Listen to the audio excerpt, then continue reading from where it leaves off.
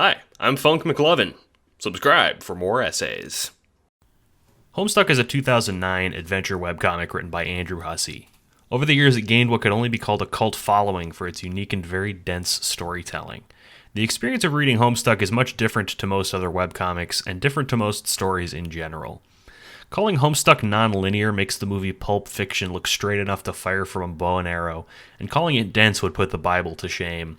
It's a veritable wall of text, 8,000 pages plus, and if the word count isn't daunting enough, it requires more than one read-through to comprehend its sheer depth of lore. That's not to say Homestuck is bad. It's a little bit more like saying, you get out what you put in. Homestuck will entertain those looking for a fun time, and it'll keep the people writing class-spec analyses for years to come. The fandom is still going strong, more than a decade on from its beginning, many of whom remember the comic from when it was updating. I call this essay a review, but cards on the table, that was clickbait. The idea that a piece of completely free media could be reviewed to me is a flawed concept. A review is an analysis as to whether you should buy something or not. And since you can enjoy Homestuck for free if you have an internet connection, there's literally no barrier. But money isn't the only resource you can spend on something. This is less a review and more of a recommendation. I'm not saying that Homestuck is worth the money you spend on it. I'm going to try to qualify if Homestuck is worth the time. Is Homestuck worth the time is a question that I've thought about for years myself, a person who's poured hours of my life into reading and thinking about it. I've even made a feature-length documentary about a single one of its characters. At the end of the day, though, the answer is yes, but that is a yes with a big yes asterisk next to it, with enough qualifiers to haunt the world's most pedantic contract writer. I wasn't even going to make this video to begin with, but I think right now, with all the spin-offs and side content that's been released, with all the discourse on social media, and with all the changes Viz has brought to the website, it's important to put some focus on the original webcomic and how it's shaped our collective. Since reviewing Homestuck is a Herculean task, I'm going to break this into parts. Part 1 is going to cover Homestuck's beginnings, Acts 1 through 3, and discuss them for anyone who hasn't already seen the webcomic, like a gateway into the comic proper. Without further ado, let's dive in. Just a quick aside, this will feature spoilers, but Homestuck I think can be enjoyed even if you have spoilers. If you want to read this completely blind, please do that before you watch this. Thanks.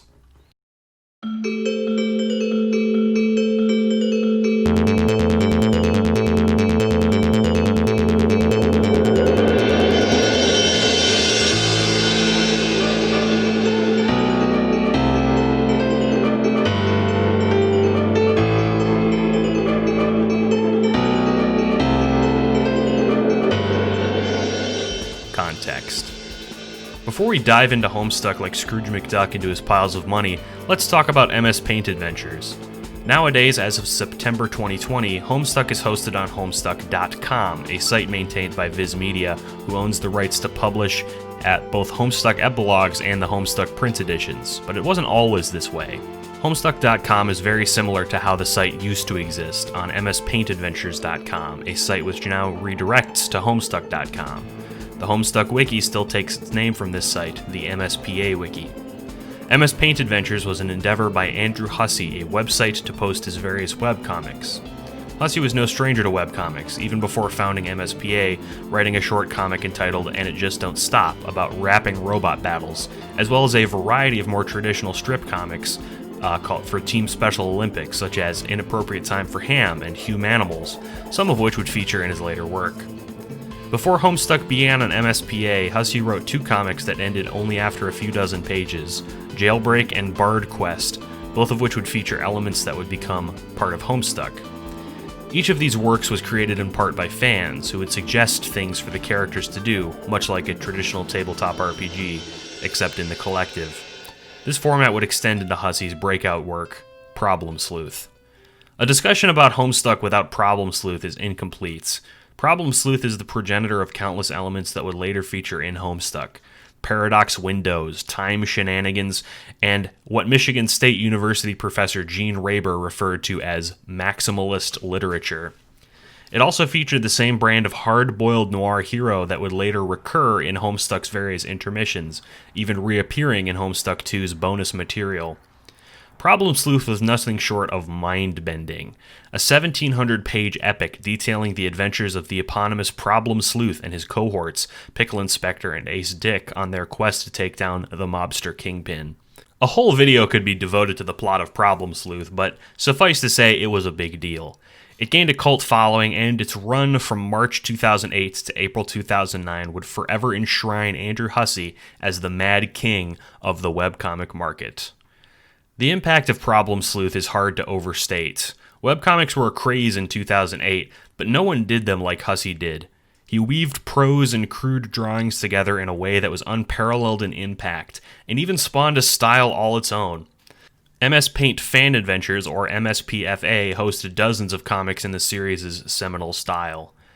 But just 6 days after Problem Sleuth ended in 2009, Hussie posted the first page of A Different Beast, a comic that would soon outstrip the likes of Problem Sleuth, a synthesis of all the work Hussie had done, and then some.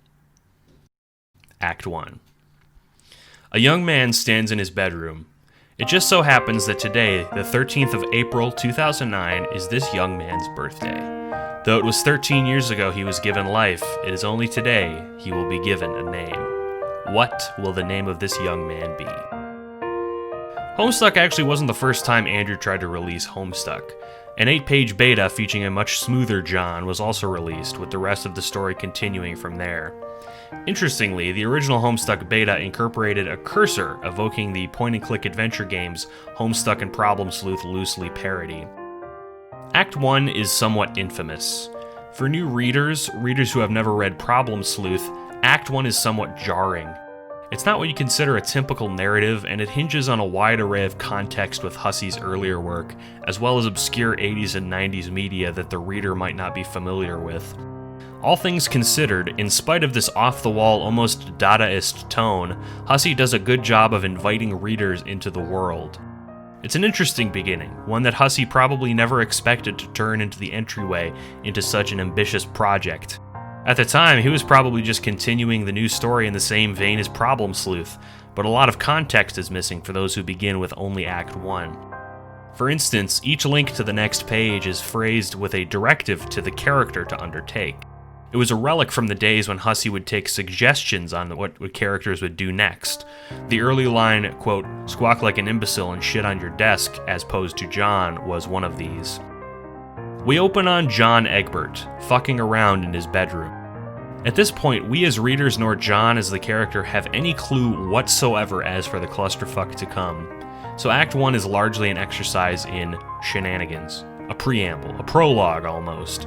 The actions of John and the mechanics introduced have such a loose bearing on the narrative to come, it's hard to even call Act 1 relevant. If a person jumped from page 1 to the final page, they would be so desperately lost it's almost hilarious. A lot of time is spent setting up the various abstractions of the world John lives in. His captcha log, his Sylladex, his Strife Speciibus. Many early parts of Homestuck nod towards various coding and hacking lingo. For instance, John's FIFO fetch modus and later's Rose's tree fetch modus reflect real-world programming systems. To people who already like programming systems, this is a fun nod, and to people who are unfamiliar, at best this is a fun way to introduce yourself to these concepts, and at worst it's made easy enough to understand. To me, these references don't seem obscure so much as irrelevant. The incorporation of this unique way of interacting with the world is dropped later wholesale, and if it was removed from Homestuck altogether, it wouldn't suffer for it. This irrelevance doesn't sit right with me as someone who values streamlined storytelling, but I can't help feel nostalgic about it when I go back and reread the comic. It's impossible to imagine what Hussie knew would become irrelevant later on as the comic took on a mind of its own, so faffing around is forgivable since it's so entertaining. Still, Hussie's prose is incredibly dense, and despite the great care taken to contextualize the references, a lot of it is just too dense. Each act unfolds with a goal in mind, loosely speaking. The goal of Act 1, it becomes apparent, is to get John into the game world. Many silly obstacles stand in his way, and the means of getting into the world are comically esoteric. We're introduced to a few other characters in this act, but the only one we have the luxury of meeting in earnest is Rose. The scope and the length of Act 1 are so brief, it's almost baffling compared to the later story. Act 1 is complex, but the complexity is mostly for laughs. John fights with his father with cakes. Rose has to seek power lest her battery dies while avoiding her mother. These are all very relatable things for a 13-year-old, viewed through the lens of absurdity that Hussey just loves. All of this is portrayed from a very focused, almost naive lens, inviting us into the world of John and Rose, defining adversity on their terms, particularly in how they interact with their parents. Another noteworthy thing is the inclusion of S pages, which denote pages that include sound. Rose plays the violin on this page, and the earlier page depicts a short cinematic. Originally, these were done in Flash, but recently were re-implemented since the Flash service is ending in December 2020. A sense of urgency is added to this early act with the addition of a meteor set to impact John's house. It becomes clear that the only means of escape is to make it into the game. In the nick of time, Rose and John work together and manage to save him and his house from a fiery fate. Interwoven into this act is a lot of intrigue. Questions are raised to be addressed later, such as, what is the game? Or, is Rose going to get into the game too? Or, what is a kernel sprite? The act ends with a dramatic sound page which culminates in the meteor striking Earth where John's house once stood. Though it's a bit meandering and very dense, Act 1 serves as a function for the story. Not only is it how events in the story kick off, but it establishes the tone going forward. To many, Homestuck is probably inaccessible, and that's unfortunate. But for many, the density and the frantic way the characters switch and the confusing Sylladex mechanics is probably too much. But for readers who just take it as it comes, Act 1 is a funny story with a clear goal and a definite sense of urgency. Hussey, for all of his convolution, uses clear goals and stark narrative tools like a countdown clock to emphasize the story's flow. It's certainly not for everybody, but it's one hell of a note to begin Homestuck on. It does everything it needs to, and while it's weighed down by a lot of extra things, those extra things add to the charm of the story.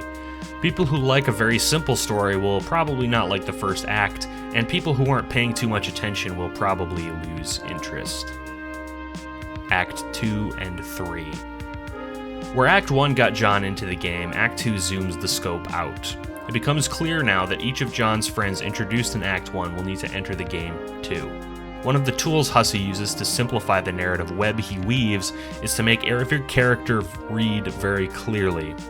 Each one has an explicit introduction page, each one has a simple 4-letter name, and each one is color-coded, blue, purple, red, and green respectively.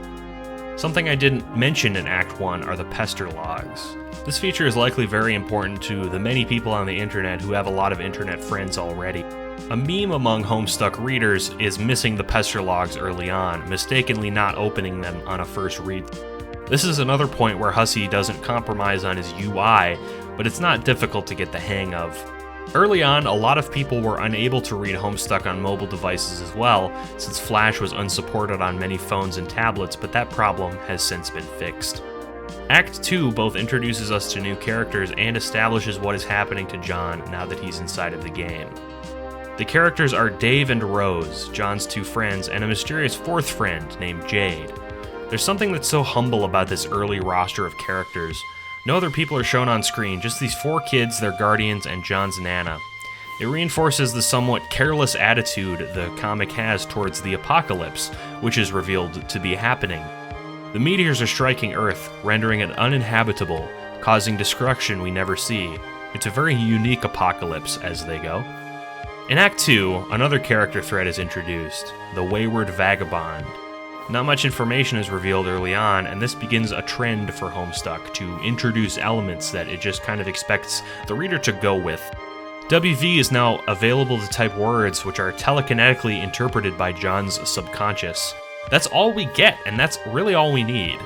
In the long run, these things are all revealed, so it's not like they're just random plot threads, but it's important to note that they feel random the first time through. The fact that they eventually come together is sometimes overshadowed by the bewildering nature of them the first time they appear. I imagine the comic might lose some people who get overwhelmed with so many seemingly random things, but for those who take it all in stride, and for those who are perhaps taking exhaustive notes in their provided college-ruled textbooks, they'll enjoy it. Since John is in the medium now, it's Dave and Rose's turn to get into the game. Meteors begin to fall around them, and they continue to have similar shenanigans based on acquiring their copies of Spurb to escape the devastation. John brings his grandmother back to life using a game construct and adventures around his house in the medium. He runs into imps and does battle with them. There are several interactive segments all programmed in Flash. These were very fun, but unfortunately as the time of writing, most of them have been removed and reincorporated as text-based adventure segments. We'll talk about how Flash is worked into the comic much later. Dave and Rose's various strifes are a focus now.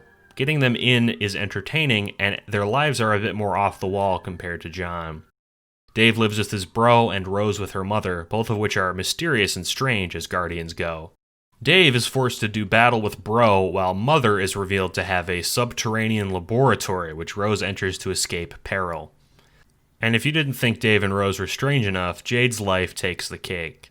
She was revealed late in the early comic, and her guardian isn't even human. She's been raised by a dog on a Pacific island with mysterious frog ruins. The interest in this early stage hinges on the reader's interest in these characters and their goals, which are all laid out with surprising simplicity for a comic like this.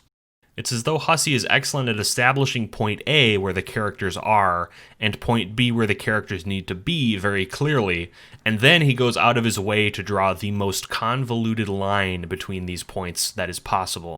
The Wayward Vagabond's plot is less interesting overall, but it's amusing to visit him. It's unclear what he's doing so far, so it's fine if the reader keeps him in the back of their head for now. The same goes for some elements like Prospect, where Jade goes when she dreams. These elements could have been incorporated better with more focus on them and their arcs, and they could have gone with a bit more context. Some of the revelations later on hinge on the reader's memory of these stories, and they'd be forgiven for not knowing what the fuck is going on because they didn't pay attention enough to begin with. Still, they're not unwelcome, just a bit baffling. On rereads, these asides are quite delightful. These early sections were likely easier to swallow when the comic was being updated periodically because of the ability to pore over each update and give more focus to it. But as a finished product, the story sometimes moves in a rapid manner. It's jarring. Things do pay off early in the comic, like the Wayward Vagabond story culminating in a delivery mission to give a package to Jade, or John's dad's mysterious bedroom finally being revealed. There's a lot of setup and payoff, and by now things have been introduced that the reader tends to keep reading just to see how the hell these things shake out. Act 3 ends after wrapping up these various threads. Dave gets the discs for after fighting Bro, Rose enters the game, and Jade enters the Froggy ruins. Acts 1 through 3 are often considered to be what fans think of as early Homestuck. This part of Homestuck focuses primarily on the four kids and their quest to enter the medium. There are lots of side elements like the Wayward Vagabond, Prospect and Durst, Colonel Sprites, and more. It's hard to see the big picture during this part, but that contributes to the experience of the protagonist. John, Rose, and Dave don't know what the fuck is going on, and for the most part, the reader does not either. Being left in the dark can be jarring, especially to new and impatient readers, but that's kind of the point. The art style in Acts 1 through 3 are consistent, resembling sprite-based games, with each character rendered in a symbolic manner. It's all very colorful and welcome, each character design sticking out, each motif underlined by clear if pixelated art. The standout element is from sound pages, which offer fun asides, and while not every sound page survived the switch from Flash to HTML, the ones that do are implemented well. As of 2020, there are some irritating banner ads on the side of the screen. This isn't a choice made by the comic, but by Viz Media, and it's pretty gross. I don't know why this change was made, but I assume it was part of an afterthought.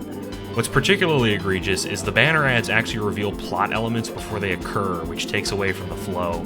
I'd recommend Adblock, but even with that tool, there's an annoying black bar on the side. Each character's personality is made wonderfully clear, using elements like their typing style and text color to not only differentiate them, but give them a much-needed clarity of personality. Hussie toes the line between simplicity and complexity here, making each character both recognizable and deep. And that's really the essence of Homestuck, especially in the early parts, the characters.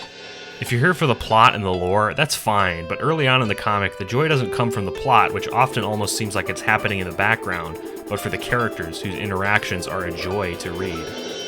Without patience, this first part seems daunting, and indeed, it is. Readers will be forgiven for thinking that some elements don't matter at all, and it's basically random whether or not a plot thread or element will matter later on. This will probably irritate some people, but that's kind of fine. Homestuck was never for everybody. That's why they call it a cult following.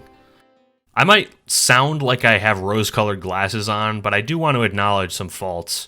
Homestuck isn't like a book, and it's not like a comic either, and that's not necessarily for the best. The medium itself is unintuitive and clunky, and the storytelling is cluttered and confused. Elements like the wayward vagabond and Jade are thrown into the middle of fights or sound pages, and there's no narrative flow, as if Hussey is intentionally trolling readers, which he probably was. Unfortunately, it works. It is worth reading, but it requires a lot of patience that makes it likely inaccessible to many readers. For instance, there's a YouTube channel called Jazzy Waffles, which made a summary video of Acts 1 through 3, and it took them 10 minutes while being accurate and succinct. Rewatching the video after rereading the acts, it's not as though Jazzy missed any details either. It took a person 10 minutes to tell a story that took Hussey 9 months and 1,170 pages. Still, despite these flaws, to answer the question I posed at the beginning, should you read this? I think the answer is still yes. It's good. It's worth the time. It's worth the confusion, because at best it's gripping and deep, and at worst, it's at least uniquely confusing. Acts 1 through 3 read like a child, taking its first steps as a webcomic, trying new things, new styles, elements, coming into its own. Hussey was clearly trying to make something better than Problem Sleuth, with color and characters that were deep and interesting, and he succeeded. There's nothing wrong with Acts 1 through 3, since their clunkiness and lack of clarity read less as flaws and more like texture. These problems compound in later acts, but in these brief and simple 3 acts, it is nothing short of flawless. If only it could have stayed that way. Next time, I'll cover Acts 4 and 5 of Homestuck, including the intermission. If you haven't checked out the Vriscumentary, please do. It's very good. Also, check out my Patreon, where I post stuff early, and check out my other videos. Thanks for watching. I hope this was fun for you. It was fun for me to make, so bye. I love you.